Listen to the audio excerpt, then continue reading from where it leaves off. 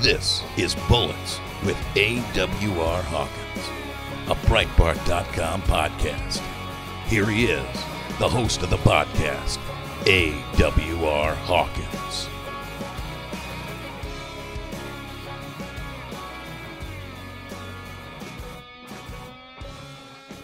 Welcome to Bullets with AWR Hawkins. This is a Breitbart News podcast focused on guns, gun rights, the Second Amendment. Sum these things up here each week under the banner of freedom. I have always done that and always will. And that's because an armed citizen is a free citizen. It's as simple as that. Folks, got a new dog this week, and you're going, well, why would you talk about your dog on a Second Amendment podcast? Well, the reason is I named the dog after a couple of my favorite firearms, the Kimber K6S, which is an outstanding revolver, outstanding, and the Sig Sauer P365, which we've already discussed on this podcast, which is an absolutely remarkable pistol. So I named the dog Kimber Sig, and calling her Kimber, but her name is Kimber Sig, and so she's a Catahoula, and she's going to be a great dog. And so anyway, that happened this week, and it was sure good to get my hands on her. I know some of you commented on her on Instagram. I posted some pictures of her there, and if you don't follow me on Instagram, you sure can. Come on over there, AWR_Hawkins, and I post photos of guns on a daily basis there, videos of guns, videos of going out shooting, different things. So come on over there, AWR_Hawkins. That's my Instagram handle. So come on over, and you can see pictures of the dog. Kimber is right there, and you can also see how Brewster at this moment, my American Bulldog, Brewster's having a little trouble getting used to having another dog around. So I got to keep an eye on him right now, but it's all going to work out. Look, folks, so glad you're with me. There's been a lot of news this week, and of course a lot of the news revolved around Kavanaugh, and rightly so. I mean, he occupied a lot of what was happening this week. The tactics used against him were, in my opinion, completely repulsive, and so the news revolved a lot around what he was going through, what the Democrats were trying to do to torpedo his nomination and different things. But there was other gun news. We had a country singer, Jason Isbell, Isbell. I'm not being a smart aleck, but I'd never heard of the guy before, all right? And apparently he's got a little cult following, all right? Jason Isbell. And some of you might be going, yeah, I know him, man. I listen to him, yeah. Well, get this. He comes out this week, and in support, of course, of Democrats. He's for pro-gun control Democrat Phil Bredesen in Tennessee, campaigning for that gun control Democrat. Not only that, but he says that any Christians who voted for Trump, who support Trump, that God has abandoned those people. All right, so here we have a country music singer, Jason Isbell, Isbell, campaigning for gun control candidates, and saying that God has abandoned Christians who voted for Donald Trump. Right, folks? I mean, there ought to be some type of test you have to pass. Just as there should be a test you have to pass to hold office. You know, to hold office, you ought to be able to name the rights enumerated in the Bill of Rights. You ought to be able to do that just to hold office. Well, also to be a country singer, I think you ought to own a gun, carry a gun, and be able to talk about how you break that gun down and clean it. That's just part of country music, being pro-gun. But Jason Isbell says if you voted for Trump, God has abandoned you. Some other wacko news this week. In California, Governor Jerry Brown expanded the gun confiscation law. Expanded it. Now, you may remember when this law was passed, It was passed after the May 23rd, 2014 Santa Barbara attack, in which Elliot Rodger shot and killed 3 people, but he also hacked 3 people to death.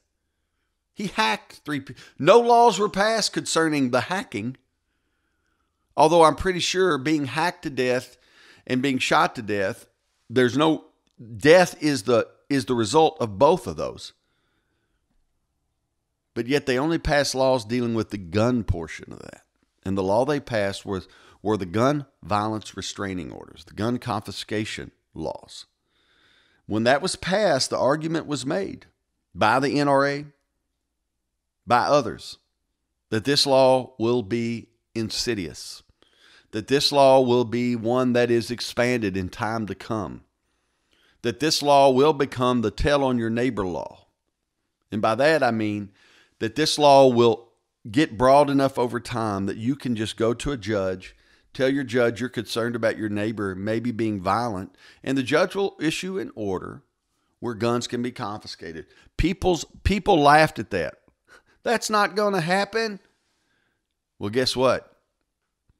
Governor Jerry Brown just signed a law which expands the confiscation law by making it easier for family members to get a court order for gun confiscation against other family members. Now, you've got to think about this. You got to think about what this means. A disgruntled ex-spouse, a disgruntled current spouse, an estranged spouse, any number of situations now. The governor has made it easier for those people to get your guns confiscated. It's everything that we warned about. It's everything the NRA warned about, and it's happening. Also, Brown signed a law that will raise the age. It doesn't, not that it will, it does. It raises the age for minimum long gun purchases, raises the minimum age, for long gun purchases to 21. Now, they're doing this in California because of a shooting that happened in Florida, which tells you they're just looking for any reason they can find to raise the age. And they say they're doing it because, of course, the gunman in the Parkland school shooting was 19 and he legally purchased his gun. Now, California, as you know, has a 10-day waiting period for gun purchases. You have to get a gun safety certificate from the state in order to buy a gun of any kind. You're only allowed to buy 1 handgun a month. They have universal background checks. They have an assault weapons ban. They have a ban on campus carry. They have a good cause.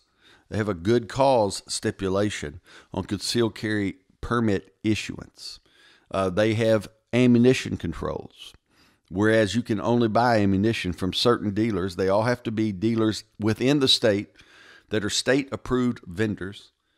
You can buy ammo online and have it shipped to those dealers, but you have to pay an extra fee. And starting January 1, 2019, you have to go through a point-of-sale background check in order to acquire bullets. All these laws they have. Yet, it was only last week that a man in Bakersfield, California, shot and killed 5 people with a handgun. The point?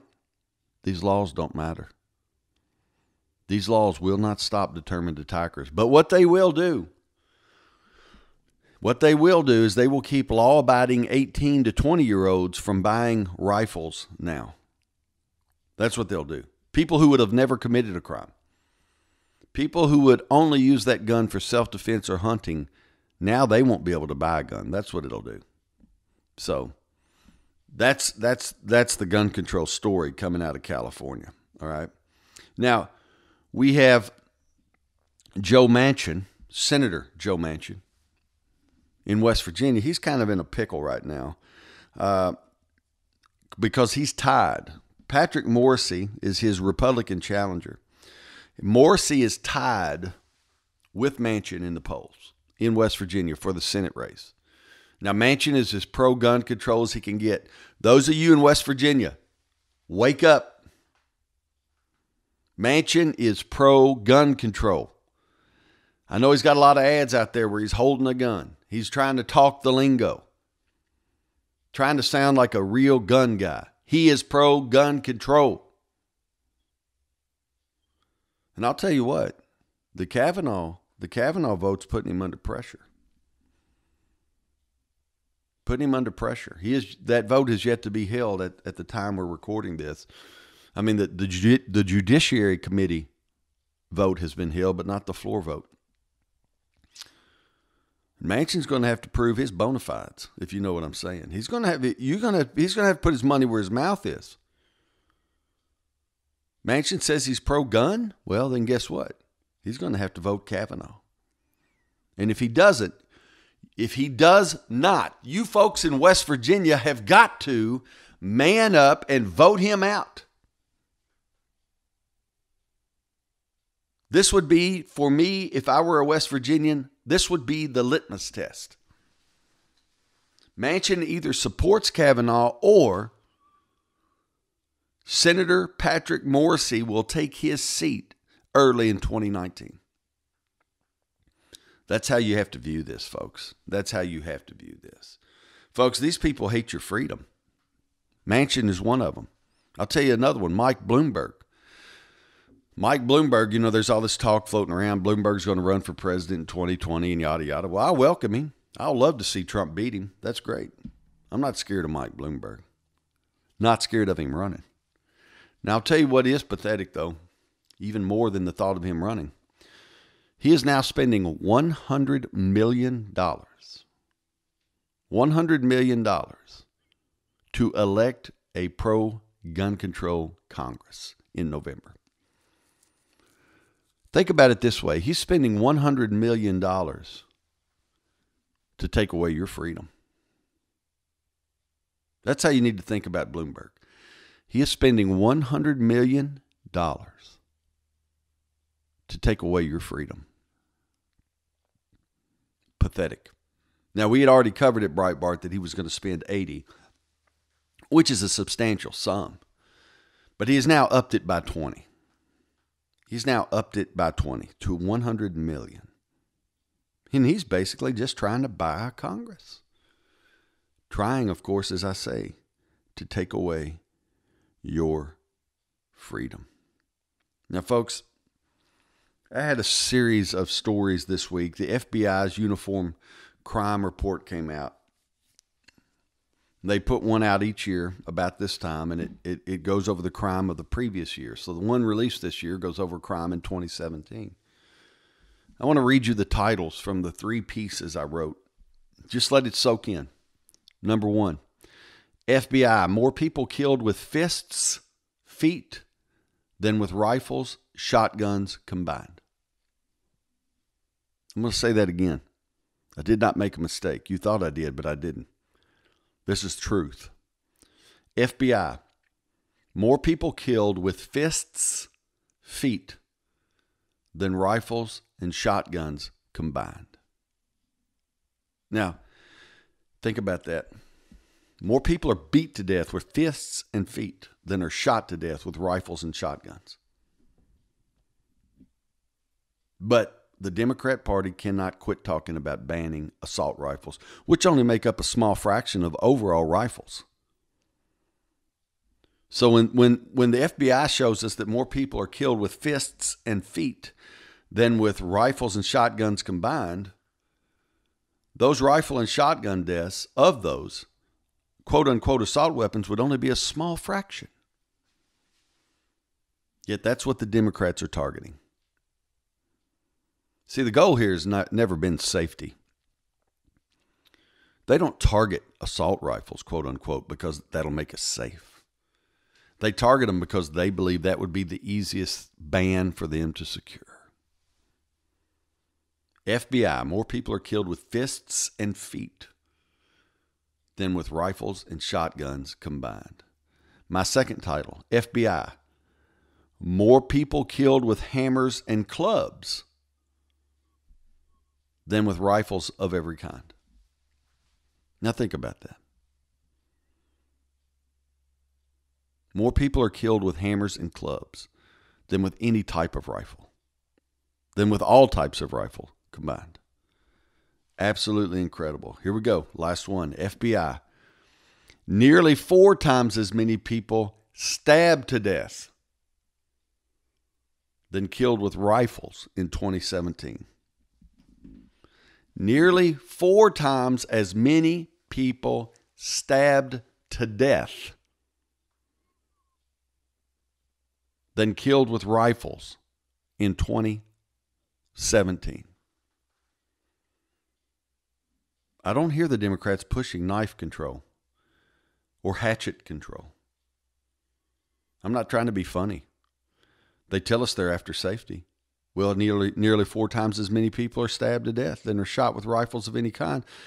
Why aren't they pursuing knife control of some sort? Because the goal is not safety. The goal is control. That's the goal, control. And it's clear. It's clear that that is what they are after. Folks, Washington State, if you live in Washington State, they're pushing that gun initiative, I-1639. Don't believe the hype, or don't believe the lies, I should say. That is a very dangerous gun control initiative, and it is a gun control initiative. They're pawning it off as, just some safety measures for quote-unquote assault rifles. You know what it does? All semi-automatic rifles are assault rifles, according to the language of the initiative. All semi-automatic rifles are assault rifles, according to the language of the initiative. Folks, this is massive gun control. This takes Washington, should it pass, it puts Washington right on puts Washington right on par with California as far as gun control goes. Do you remember, folks, 2014, they put an initiative out to secure universal background checks, and that was going to fix everything. That was the key to safety. If we can get universal background checks, it'll fix everything. The NRA warned. The Second Amendment Foundation warned. We warned. This will be insidious. This will not be the end of gun control. This will be the beginning. But billionaires, literally, and millionaires pumped money into the initiative. They got it passed. And the gun control push has yet to stop.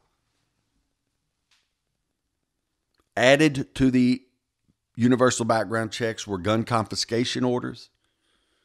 And now to those, they wish to add a law that will define all semi-automatic rifles as assault rifles, quote unquote. All semi-automatic rifles. It will put a 10-day waiting period on the purchase of semi-automatic rifles. It will raise the minimum age for the purchase of a semi-automatic rifle to 21, even though it's federally legal to buy one at 18. It will require you to store your gun when you are at home. You will have to store your gun, lest it be accessed by someone unauthorized or even stolen. If either of those things happen and the gun is used in a crime, you will be liable. Not the criminal, you will be liable. Let me clarify. The criminal perhaps will be liable too, but you will as well. Folks, this is crazy. See what they want to do with that last law? That is intended, and they'll never admit this, that is intended to scare you so bad if you live in Washington that you will not own a gun, because owning one will be too risky. Because you will not want to be liable. That's the intent. Folks, this is crazy, but this gun control is moving in Washington State. It's moving. Initiative I-1639. It must be opposed. it must be defeated. All right? Now, medical malpractice deaths. I just want to cover this real quick. Medical malpractice deaths are over 500 times higher than accidental gun deaths. 500 times higher. Accidental gun deaths in 2015, I think they were either 489 of them or there were 486 of them. So less than 500. Medical malpractice deaths were over 250,000. So we have accidental gun deaths less than 500. Medical malpractice deaths greater than 250,000 each year.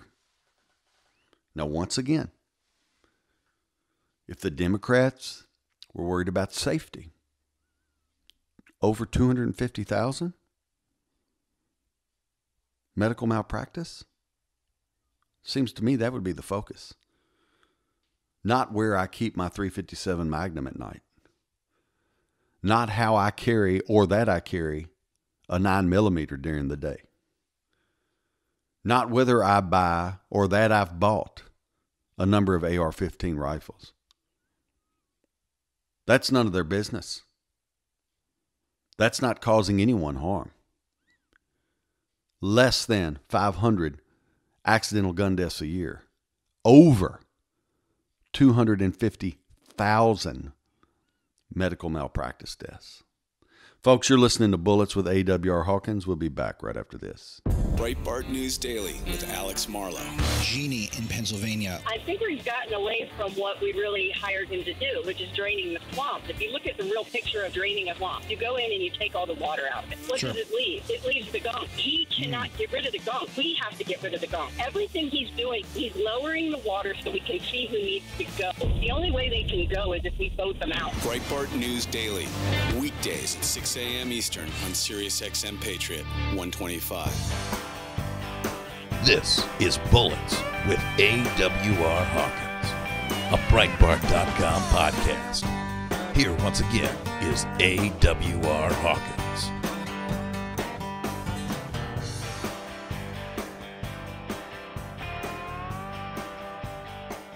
Welcome back to Bullets with AWR Hawkins. Folks, you need to always be aware of how the left operates.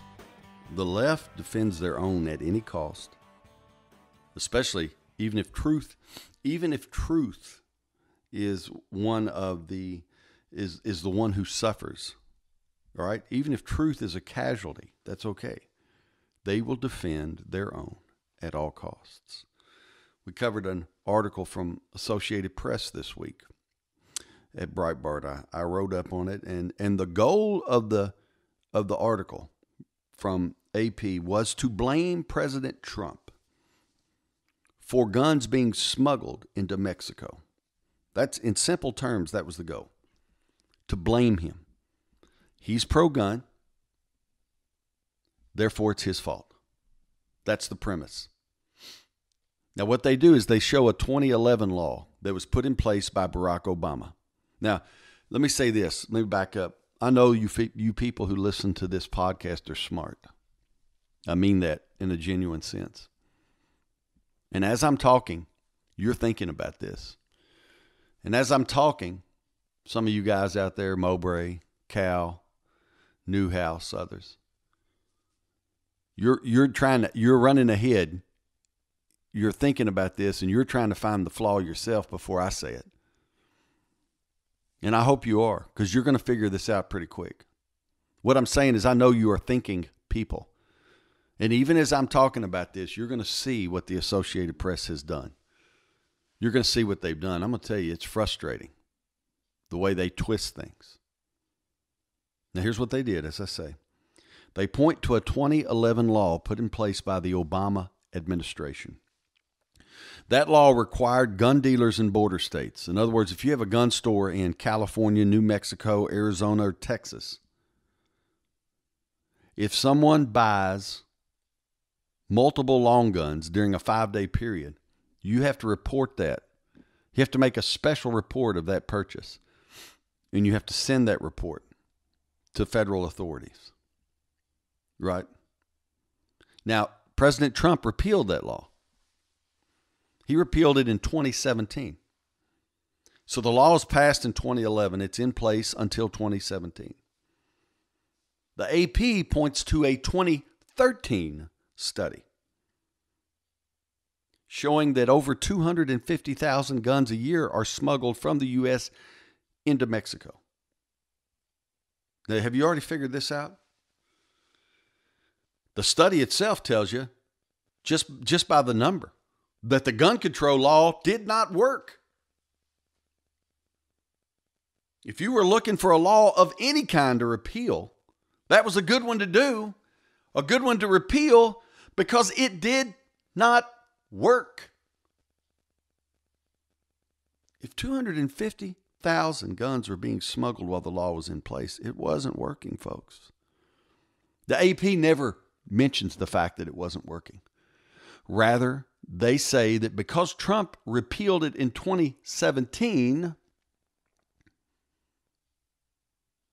that repeal is proof that Trump is so pro-gun, he's so lax in his approach to gun laws, that he's enabling this smuggling to happen.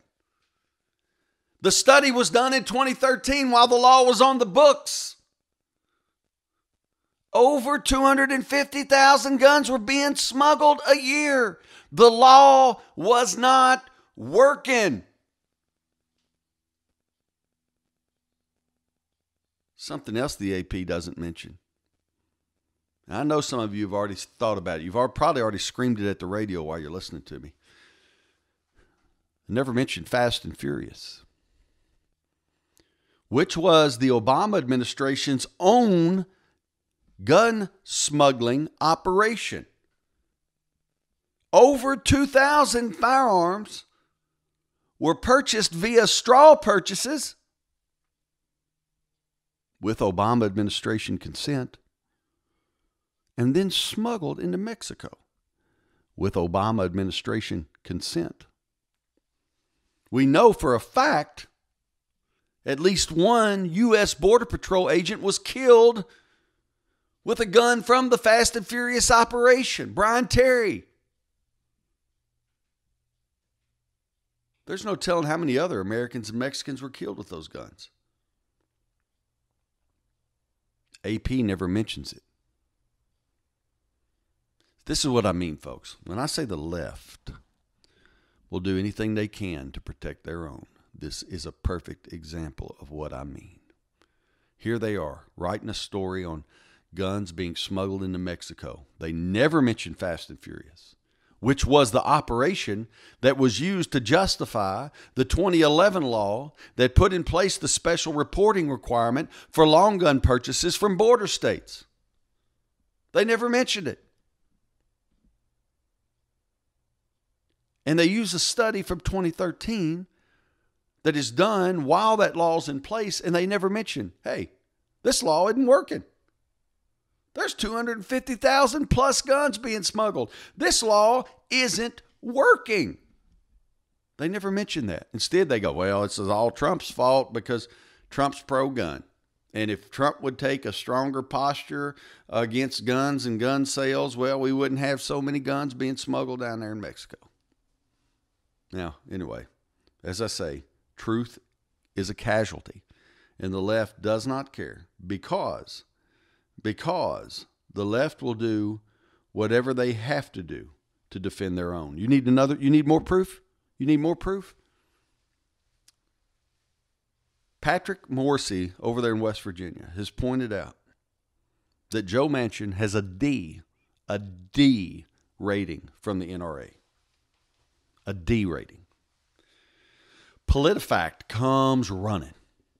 Well, it's only mostly true to say that.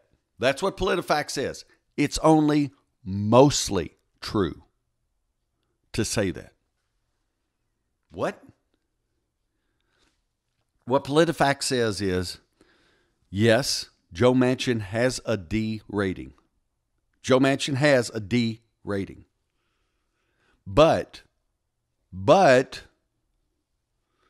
14 years ago, Joe Manchin had an A rating. Maybe even an A+. One of those two. So it's only mostly true to say he has a D rating because 14 years ago, he had an A rating. Folks, this is how the left works.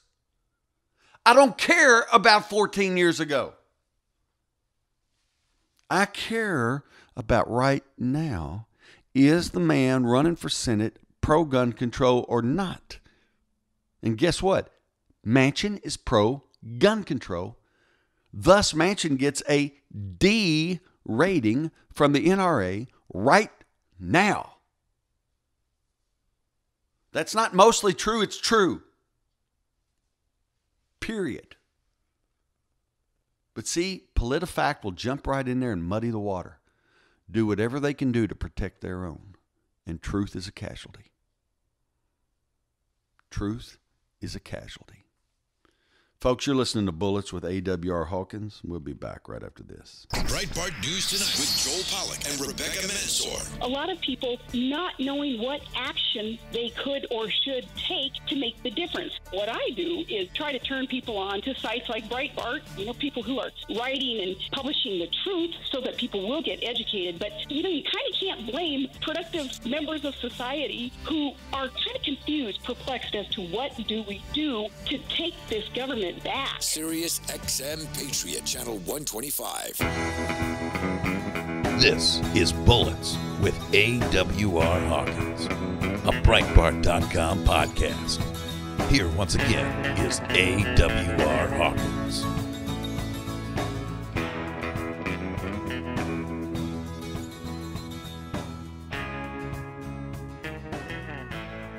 Welcome back to Bullets with AWR Hawkins.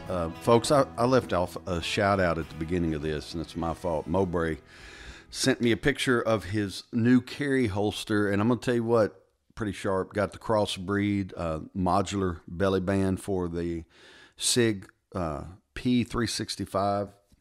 And I can't say enough about that SIG. Anyway, holster looks sharp, Mowbray. Thanks for sending it. That belly band gives you an option when you can't wear a belt. If you live in a climate where you wear a t-shirt under a shirt, what that belly band lets you do is carry that gun between the t-shirt and the shirt. It holds it right against your body.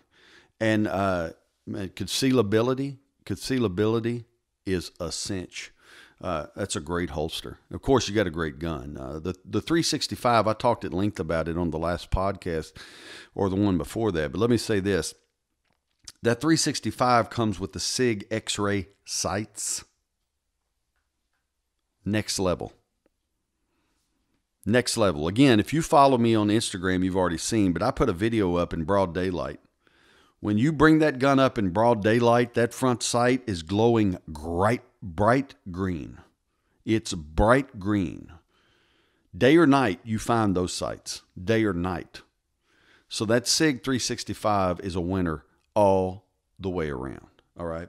Anyway, thanks for sending the photo, Mowbray. Folks, had a woman in North Carolina. Her estranged husband came in the home, I think roughly 2 a.m. Roughly 2 a.m., he had a handgun, so says the sheriff. And he assaulted her and a young juvenile woman or female who was in the house. So says the sheriff. And round about the time he was doing all that, his estranged wife grabbed her own gun and shot him. Just shot him. I don't know how many times, but the report said gunshot wounds, plural. So he was hospitalized in a serious or critical condition, right? And he was charged with assault, with pointing a gun at the woman, with terrorizing and different things. But the point I take away from it is this. The woman had a gun. She knew how to use it.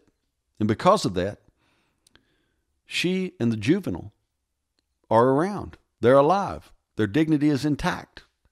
And if the man lives through this, and I don't know whether he will or not, but if he does live, he has probably learned a valuable lesson that will not quickly fade from his memory. Now, to be honest with you, whether or not he learned a lesson is not high on my priority list. The woman being safe and the juvenile being safe, now that's high on my priority list. And they are safe because she had a gun. Folks, this story is brought to you by the Second Amendment. Folks, I want to wrap up today by talking to you a bit about Federalist 84. Federalist 84 is a crucial document in our founding. Crucial. Now, I know what you're thinking. How many times have I cited other Federalists, especially Federalist 46?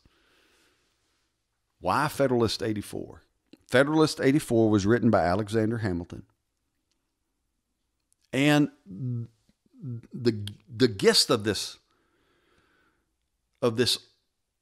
Federalist writing, this one, is to argue that our rights are so evident that we didn't even need a Bill of Rights to protect them. Hamilton argues, now when you think about what I'm going to say, and do think about it, you can see what he was saying. Some of it has come to pass. Hamilton argued, look, if you put in a Bill of Rights, if you tell the government they do not have the power to touch this or that or this or that, you're basically inviting the government to claim power in areas that it doesn't have power.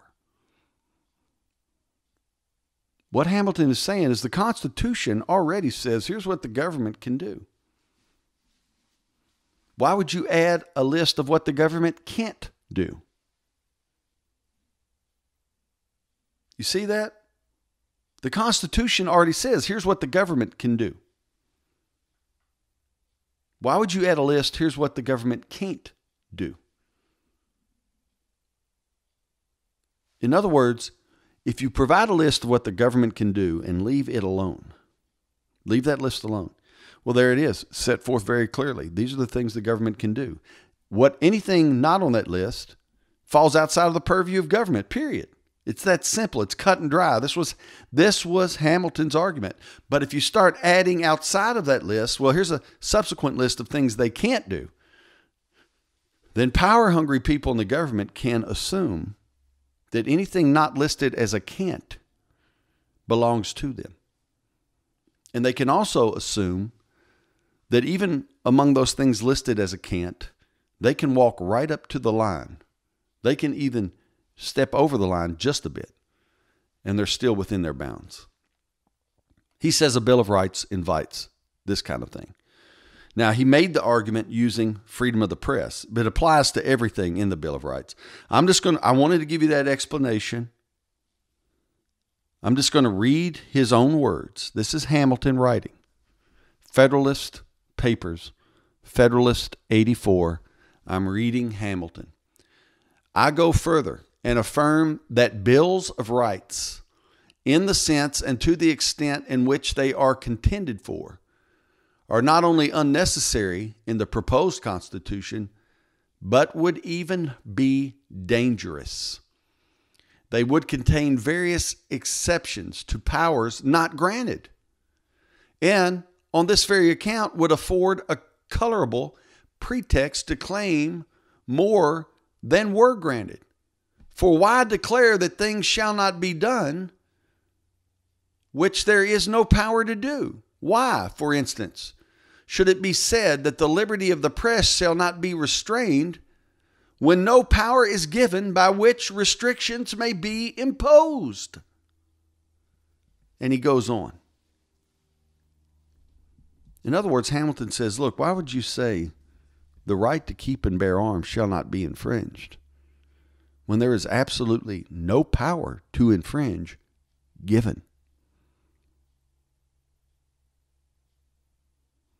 It's kind of like poking the bear. When you put the Bill of Rights in, and this is an analogy to what Hamilton is saying, you're poking that bear and you're daring that bear to come at you. Now, the difference is the bear has the power to come at you, but the government, no power nor authority has been given to infringe natural rights. But the presence of a Bill of Rights tempts the power hungry to overreach.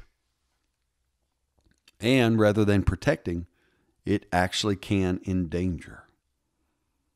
I just think it's fascinating to see how Hamilton thought. I'm glad we have a Second Amendment. For those of you who are sitting there going, well, I wonder what Hawkins is saying. No, I'm glad we have it. I really am. But I do think it carries with it the danger that Hamilton pointed out. I just don't think what Hamilton pointed out, I'm not sure that danger is great enough to outweigh the benefit of having a Second Amendment. But we just have to be aware, folks. Power-hungry people will even look at limitations on their power as a justification for more power. I know that sounds redundant and circular in thought, but that's what Hamilton is saying, and he warned against it. Now, the great, bright lesson here is this. Our rights are so evident. Our rights are so clear that Hamilton said, why in the world will you feel like you need an amendment to protect them? It's evident that those rights exist. It's evident that is part of your humanity. That's a paraphrase, but that was his argument. That's what we have to do, folks. We have to stand strong for our rights. We have to not budge when it comes to our rights because they are ours. Folks, thanks for listening to Bullets with AWR Hawkins. Get your friends, your family members, your coworkers, your neighbors to subscribe. Just go to iTunes, subscribe to the podcast. It'll download to your phone every Tuesday. It's a snap, no problem, and it's free. And get folks to go to the first page. You give us reviews. We need all the 5-star reviews we can get. And until we're together again, always remember, more guns equal more freedom. Sonny's Corner with Sonny Johnson. I want to actually take a couple of the references to Donald Trump from hip-hop. And then we're going to try to see if we can figure out why they like Donald Trump. Jay-Z said, I'm at the Trump International. Ask for me. Raekwon said, I'm the Black Trump. They are comparing themselves to what he represents. His wealth, his achievement, capitalism. Sonny's Corner with Sonny Johnson. Saturday from 1 to 3 p.m. East on Sirius XM Patriot 125.